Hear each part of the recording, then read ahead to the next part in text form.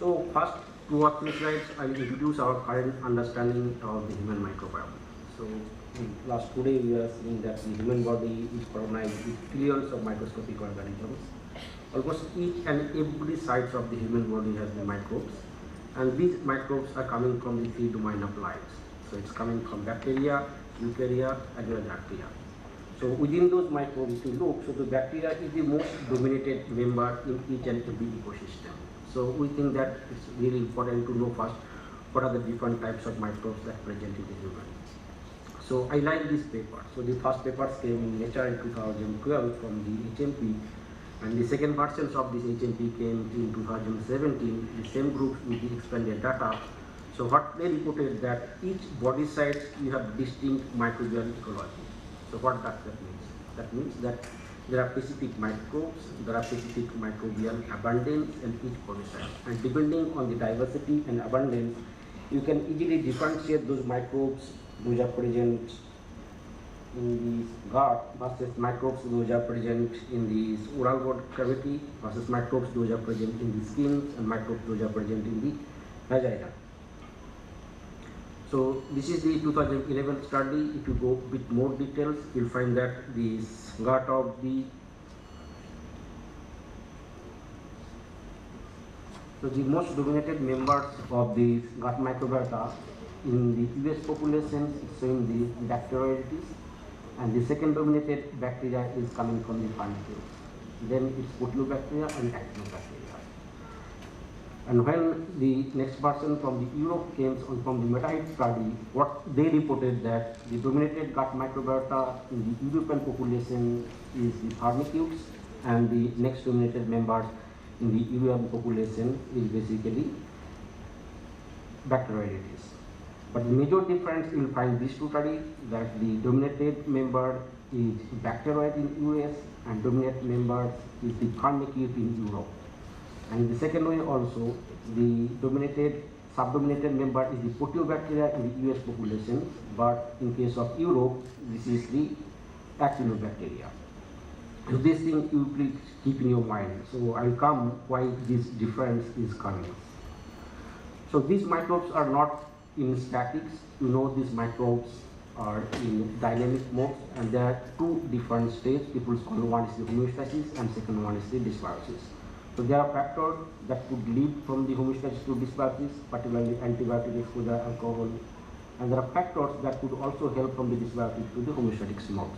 And when these bacteria in homeostatic modes, what happens? They help tremendously the hosts to metabolic function, vitamin synthesis, immunomaturation, resistance to pathogens, as well as the modulations of nerve functions.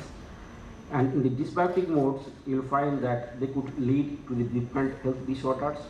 And this dysbiosis could be at the phylum levels, it could be at the genera level, species level, even in the strain levels. So with this knowledge, we start this microbiome study in our laboratory. So we have samples from the 3 different countries, so mainly from the India, and then Japan, and then Denmark. So today I will present the healthy gut microbiomes mainly to the Indian subjects and the Japanese subjects. So within the India, what is our source of sample? You will find that we have samples from the different parts of the country, and we have different types of samples. So the major driver we have in the gut microbiome, and we have taken mainly the fecal sample, but we still have the biopsy samples. And the second most dominated field we just initiated last 3 years, we are also working on the vaginal microbiomes and what is the impact of those vaginal microbiomes in the birth delivery. And in the gut microbiome, you will see that we have both sample from the healthy subjects as well as sample from the disease subjects. And the healthy subjects, those are living in the urban areas, those are rural area, hilly area, and completely isolated islands like Andaman and Nicobar Islands. Okay.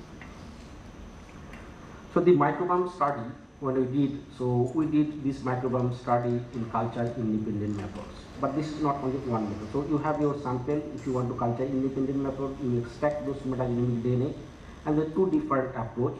Either you can go to the targeted approach, so you could specify specific genes. If you are interested in bacteria, then 16S RNA. If you are interested in fungi, then you have to amplify the ITS1 region. That will give you idea what types of microbes is there and what is their number. but we will not have any information about the what types of function they encode. If you really know what types of function they encode, so you have to go to the shotgun metagenomics approach. Okay, these are in silico studies. So, but the main problem of this in silico study, if some genes are mobile, you could not predict what is the source of those mobile genetic element, and if you really would like to do that, so what you have to do, you have to isolate those bacteria. In our lab, since we have developed the aerobic and anaerobic facility, we isolated those individual dominant bacteria and did their individual genome sequencing. Both the cases, still this is the in silico approach. Based on the sequence similarity, you are predicting the functions, but if you really want to explore the functions, what we did, we also did the functional metagenomics. That means we took the genes, we cloned in the plasmids and expressed those functions in heterogeneous systems and really predict that the function we basically predicted in silico, those are reals. So this from study, I go that from here, all this metagenomic study is based on the in silico approach, basically the types of DNA you are extracting. So when I was looking these two study, particularly the human microbiome project, what we observed that the DNA that extracted from the fecal samples, they use a partial DNA isolation kit. And then the second method, if you look the European MetaHit project, so the DNA they extracted, they use manual DNA extraction methods. And since your conclusion is entirely depend on the DNA, if the DNA extraction method is not robust, you can conclude some artificial ecosystem that is not the true. So what we did, so just for the student, I'm giving very good example. When we are talking the gut microbiome is very heterogeneous, what that means, they are heterogeneous in terms of their genomes, in terms of their morphology. So those are firmicutes, that means they are very thick cell wall. You can just think about coconut or the cellophane. Those are proteobacteria, you have like the grapes. So if you use one method that is not robust, you will end up either with proteobacteria or you will end up with the firmicute. So you may miss something. So we developed a new method. What we did, we homogenized them. For that, we have selected a specific set of enzymes that could selectively remove the cell wall, make them spheroplast, and do extracted DNA. And how this method basically impact your ecosystem, I'm just giving, we have taken 52 samples, fecal samples, everything is identical except the DNA extraction methods. So when we use the HMP methods, that the peak method, we could clearly conclude that the Indian gut is dominated by the Pipetola. That's one of the gram-negative bacteria. But when we did our method, we found that this is not the case. If you take those cell wall removed from the firmicutes, you will find that the Indian gut is dominated by the firmicutes. So this is really important to know, and this method we publish in scientific report. And good thing is that within 1 year, we have more than 45 citations and almost 13 different laboratories in the world that are using our methods. So using these methods, first we are doing this gut microbiome of the healthy Indians. So these Indians are living in rural and urban areas, in high altitude and low altitude areas. So what we found that these, we could detect 17 different code phyla, 8 different code phyla in all the Indians, but if you go individually, total numbers of phyla you could detect till 19. And this is the core microbiomes of the Indian subject. So people who are present across the country, you could find that the majority of those bacteria is coming from the firmicutes, 60 to 62%. Second most dominated bacteria is coming from the bacteroids, then actinobacteria and proteobacteria. And within those bacteria, this is the dominated class and this is the dominated bacterial genus. So last 1 or 2 days, what we are living, that's just listening, the human gut microbiota is very different. I don't know, that is really very different, and it's a huge hype. We have billions of people in the planet. But if you look at the numbers of bacterial genera or bacterial species that reported from the human gut is limited. You could detect 8 different bacterial phyla. If you go to the genera level, you have hardly 200 and 250 different bacterial genera. So within the gut, you find that 3 different types of bacteria. So one classes of bacteria, they are very stable. They are stable across the geography.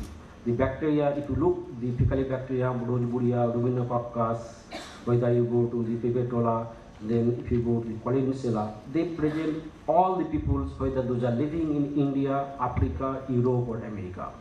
There are only second classes of bacteria that are called the moderately stable and third classes of bacteria that are called the highly variables. And the numbers of those bacteria, those are highly variables, they're very limited. Only 10% of the bacteria, those are variables. And why this bacteria is variable? So we did some animal experiment when last time we visited Japan, but we observed that within those bacteria, some of the bacteria they colonize in human intestines, and there are bacteria that do not colonize in the human intestine. Instead of that, they colonize in the dietary fiber.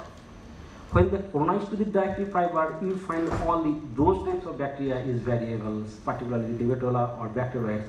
But if the bacteria they colonize in the human intestinal epithelial cells, they are very stable.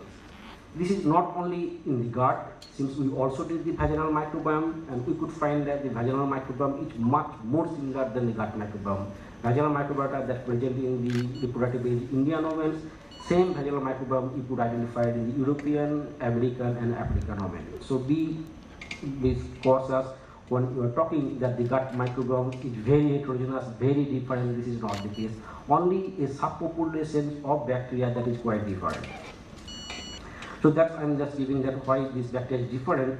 So we just further divided those bacteria in the diversity. The Simpson diversity, this is a bit scientific term. What does that mean? It means that the types of bacteria and their relative numbers.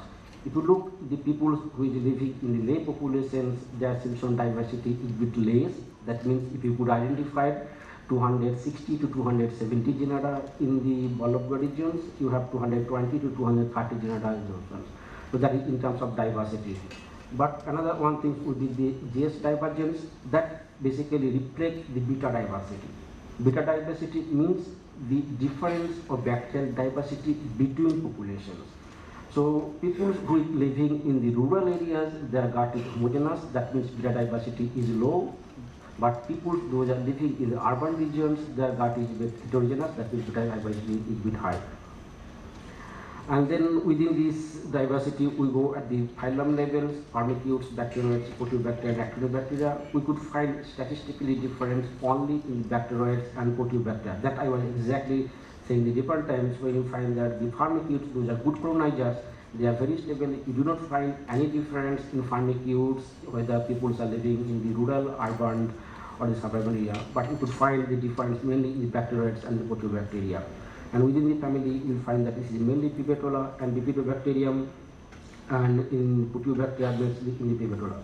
And then we go to the feces level. In feces level, you will find that the bacteria, those are mainly producing a lot of anti-inflammatory functions. They mainly have higher abundance in the lay populations, but people living in rural are mainly low. And particularly Proteobacteria and inflammatory bacteria, their abundance is a bit high in people living in rural or local area. Then second, also the diet part, we are talking that diet had huge impact on the microbial diversity. Again, you need to that when this is the HMP data that came in the second phase, you'll find that diet had impact only on a subgroup of bacteria, not all the bacteria. So they have almost characterized 2,500 samples, and you'll find that only 4 or 5 bacteria, they could differ based on the dietary patterns, and that exactly the bacteroid, Bhabatosh and bacteria that do not colonize in the guts. But if you find the rest of the bacteria, they do not have any correlation with the diet. We also did the same thing, dietary analysis of people who is living in the lay and Bhalabga regions, and we categorized them based on the non-veg, veg and vegetarians. And you could find that the people who are living in the lay region, their gut is be dominated by the Bhabatosh compared to these people who are living in the Bhalabga region. So this second, we also look given what types of cooking oil they are using. We could also find only one significant difference with the Collinsella that have strong positive correlation people who are using ghee in their diets. And then we did this organ metagenomic approaches. So what types of function do they encode? Is there a difference? Again, we find that since the people living in the rural region of Bhalabga, they use much more carbohydrate. Their gut is enriched with the carbohydrate active enzymes, and their gut is also enriched with the xenobiotic degrading metabolic pathways. So this paper we also recently published in scientific reports, and this is available in PubMed, you can go. And the second part, I am just giving the second study, what we also did on the gut microbiome of healthy Indian and Japanese. So we found that the gut microbiota in Indian context is different. So if you look at what is the difference of microbiomes of people living in India, this work we done in collaboration with Professor Kiyoshi Takeda in Osaka University, and the microbiome part we did in here. But the one interesting finding of this study, we have not just did this microbiome analysis. Here we also did the mechanistic part, why Vitellola cocci is so dominant in the people living in India. So that again, look, the microbiome is very different, what we thought. So but this difference we observe only in the two bacterial species. The major difference you will find that the people living in the India, their gut is highly dominated by the Vitellola, and the people who is living in Japan, their gut is mainly dominated by the bacteroids. But if you look the other bacteria, those are firmicutes, which are present in all the Japanese as well as all the Indian subjects. And since these two bacteria do not colonize in the gut, they mainly colonize in the dietary polysaccharides or dietary fibers, that we could do it.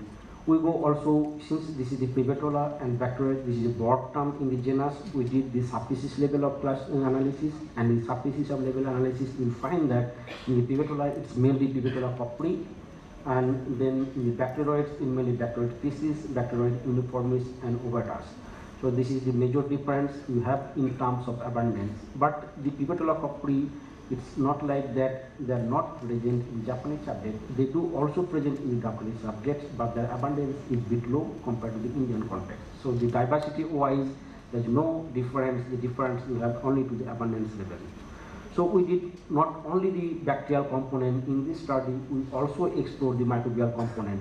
And again, when we look into the fungal component, in the fungal component, what we observe that again, the Japanese populations, their gut is mainly dominated by the Saccharomyces, but in the Indian population, it's the Candida. Almost 95% of the healthy Indians do they have Candida in their guts. And we look again to the subspecies. What are the different subspecies? In Saccharomyces, it's mainly Saccharomyces cerevisiae, but Candida, you have Candida albicans, Candida tropicalis, and other Candida. So since you have the Candida and the Vitellola, this is the most dominated bacterial species, we go with more details about the Vitellola cocci. This is very interesting bugs in the present in the gut. This bug is highly abundant in Indian peoples. This is the most dominated bacteria in the African population. Many of us may not know that the Vitellola cocci even is the most dominated bacterial species in the people living in the US. So when this Vitellola cocci level get elevated, it can cause to the different types of health disorder, particularly rheumatoid arthritis, non-alcoholic fatty liver disease, and even Vitellola cocci get deprived, that can also lead to the type 1 diabetes. So we are looking whether the Vitellola cocci is this difference of health disorder is due to their number or there are specific functions that might present in the subset of Vitellola. So when we did the oligotyping, means the subspecies level of analysis, what we observed that Vitellola cocci is highly diverse. You have close to 270 Vitellola cocci subspecies. And then we isolated Vitellola cocci and did the whole genome sequencing. When we isolated P. cocci in 2016, that time there is only one draft genome sequence was available, that is from DSMJ.